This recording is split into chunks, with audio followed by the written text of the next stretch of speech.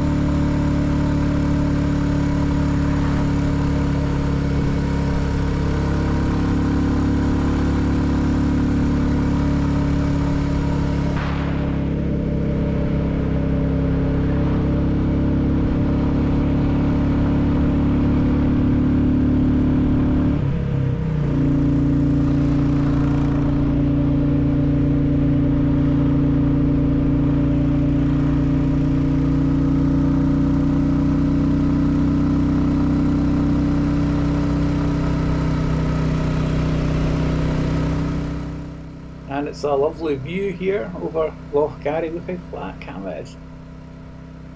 Nothing like that up here. Oh, isn't it? Beautiful.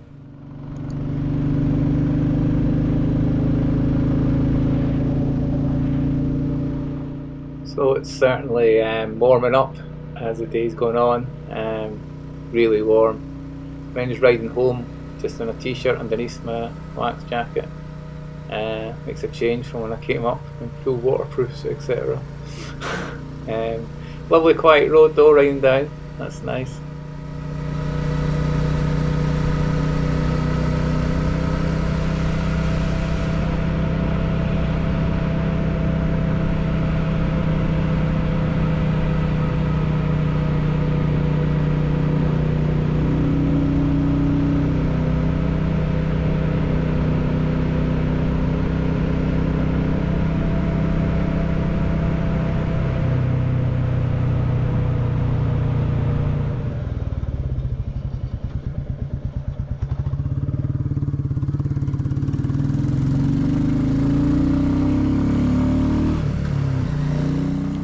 So, I was just thinking as I was riding down here about what I've done on this bike, doing, you know, close 500 on this trip. You know, and it's a modern bike. It just starts, runs, stops. But it has got a bit of character. It's not too sanitised and boring. Definitely not. But you know, I remember growing up when I was 15, 16, speaking to men who would have been 50, 60 then, talking about doing this up here, going up here on motorbikes in the 50s and 60s, and it was all single track roads and stuff. Running old British bikes that were reliable enough, but they took a lot of maintenance, as their old cars did. You remember your dad's being in the back garden on a Sunday with or out in the curb side of the street with the car up on blocks, you know, the wheels off, doing the brakes or whatever. That's what it was all about. Out on a family picnic, and Dad's got the, well, everyone's sitting eating, he's got the bonnet up, checking the points, getting them clean the plugs. That was what it took to get these things up and about up places like this. So if you had a time machine and you know you went to someone with a 1950s Royal Enfield and said, how would you like this bike? It's got fuel injection and ABS. Well, they wouldn't know what ABS was probably back then, but they would have been absolutely in their element. They would have been So for all the nostalgia of owning an old bike and going up north, we should actually, you know, be glad and thankful that we've got what we've got nowadays with bikes. And you can have the old looks, apart from the disc brakes, it looks like the old bikes, Royal Enfields. But with all the modern reliability and the hassle-free ownership they give. They are fantastic bikes, whatever size it is.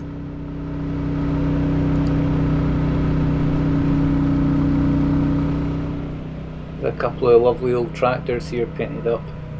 Look at them. Don't know if they run or not though, but nice to see all the same.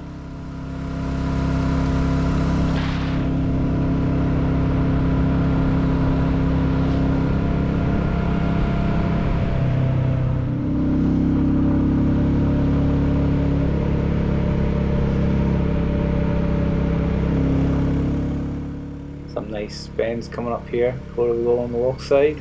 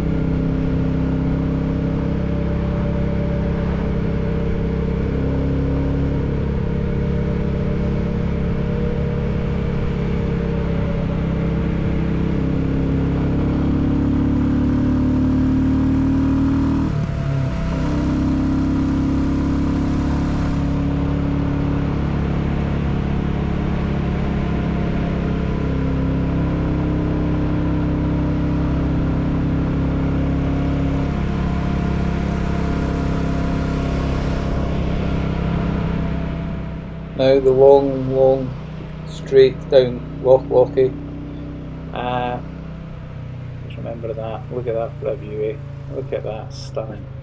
So cycled the other side, as I said before, and we came down here in North Coast 500, all the way from the Command Memorial, you go round the end of Loch Clunie, and there's actually a commando trail as such, and they've got signs about the commandos training there, and there's actually what was a dummy landing craft.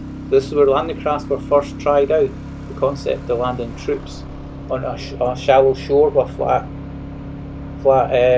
keeled drop door quick deployment type boat was first trialled up here, tried out and perfected. All the training that the commandos learned was all done up here and then learned from battlefield experience when they did go into action. So there's lots of stories, lots of programs on. You can find stuff on YouTube about the commandos up here. It's fantastic reading, and they just stayed in digs. You know, 2 or 3 at a house. So the memorial itself, yeah, I'll not stop. We're heading down. I mean, we've been there twice already, so I just always slow and have a wee look. And there, on the hilltop there, the RLC monitoring post, which is what they call those small one-wound bunkers manned by Royal Observer Corps. So I've started to do a film on them. They're scattered all over the UK, and there's some great stuff on them as well if you're interested. But it's something else to go and look for when you're out on your motorbike or jeep or cycling, which is what we do. We're out and about. So, cooked breakfast at Bridge Cafe in Spean Bridge. This is a really good cafe, good price as well. So it's worth stopping in there. And we're going to head down to Dalwhinnie. I'm just going to go ahead and then we'll meet up at the petrol stations. I'll fill up and I'll get me home. And G had planned to stay on and another couple of nights. However, the radio forecast as we were driving down said expected thunderstorms up here. So she headed down not long after I left Dalwhinnie and was home a few hours after me. And as it turned out, Liam at work, his pal was up here, and he actually sent Liam photos of the campsite where he was. I'm not sure it was. It was all flooded. So you don't want to be up a mountain with a set of aluminium walking poles or carbon fibre, whatever they are, or on a paddle board in a thunderstorm, do you? Like that. Anyway, back down the wine days of the 882, which goes down the side of Loch Lagan. Then we turn off for Dalwhinnie. So some nice bends coming up, nice views.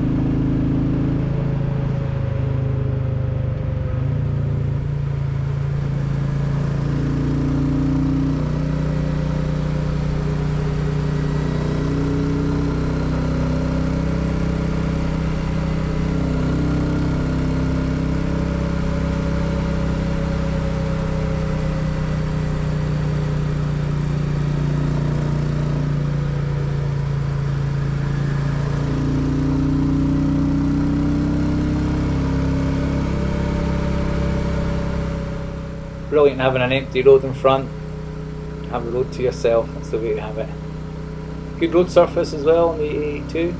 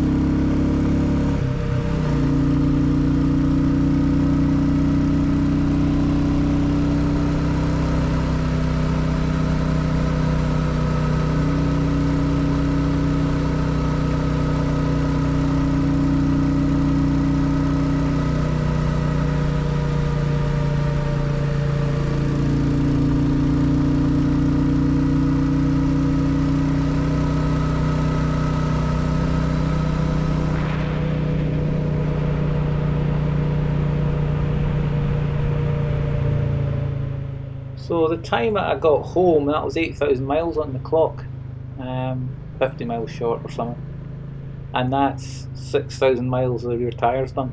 So since I've been home, I've made another video mucking around swapping the tyre, and I'm gonna go at this rear wheel removal installation, and I've kind of got it dialed, except I could not get that caliper in.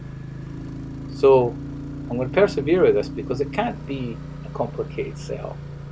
I mean, it's one of these things you probably have to practice it a few times and get the knack of it.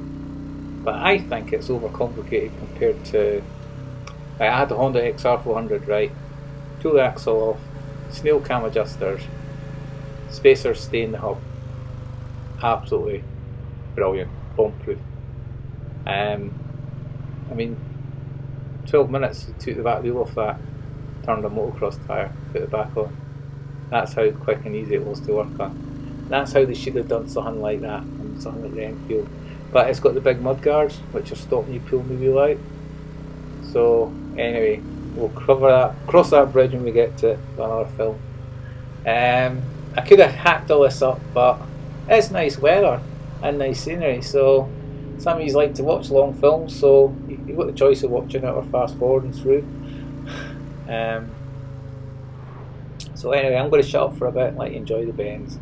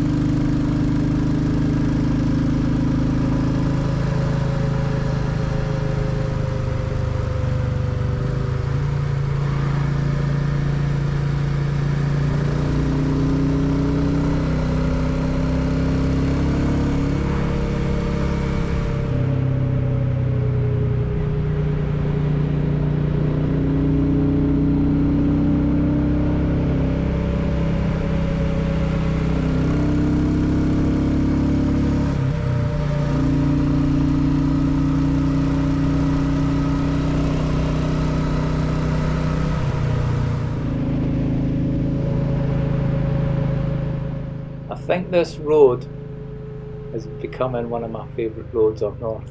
I just love it. It just does everything I want a road to be like. So we're turning off the 82. That if you keep on that, it takes you along the lagging. Well, this is the A88. It's now 889 to Dalwhinnie. It's not like any road though. Anyway, past the wee ruin, the cafe, sorry, with the old moggy, and then up over the hill we go. Great road this as well, good bends coming up. So I'll see you down at the petrol station. I'll shut up for now and let you listen to the bike. I've had a fantastic ride. What way to get in a long weekend doing all this. With some wee moggy pickup there. Aye. So, see you at the garage.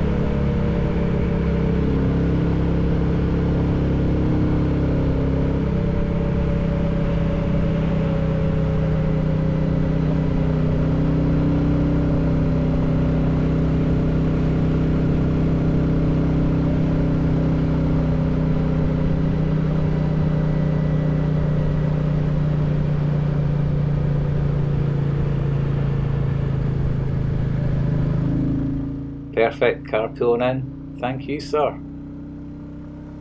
Yeehaw. What a day. Just brilliant.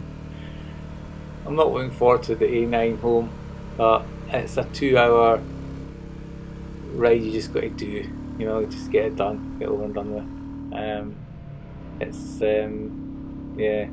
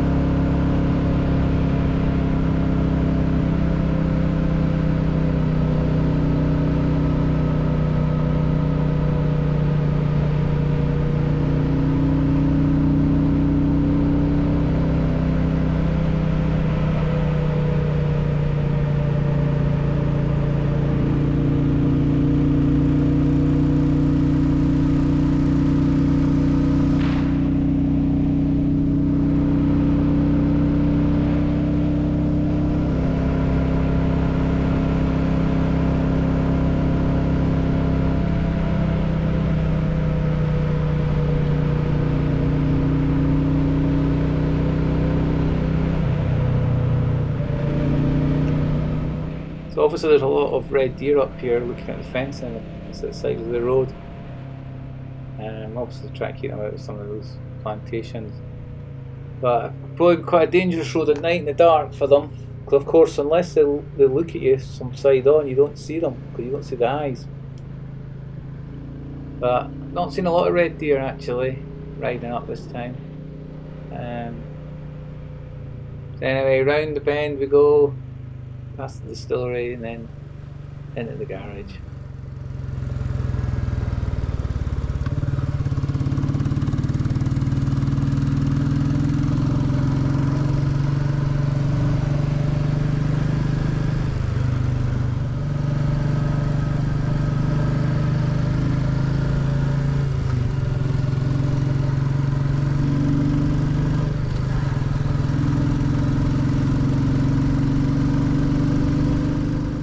So filled up at Dalwhinnie and had a bite to eat and then I headed off in front and yeah, oh the A9 couldn't be bothered with it, but it's a necessity of evil. Is that the right description you'd say? You just have to get over and done with it. Anyway, you don't have to do A9, you can take a longer way up, but we've only had 4 days. Back at work on Tuesday, so without a shock assist I'm getting up tomorrow at 4:20, but anyway.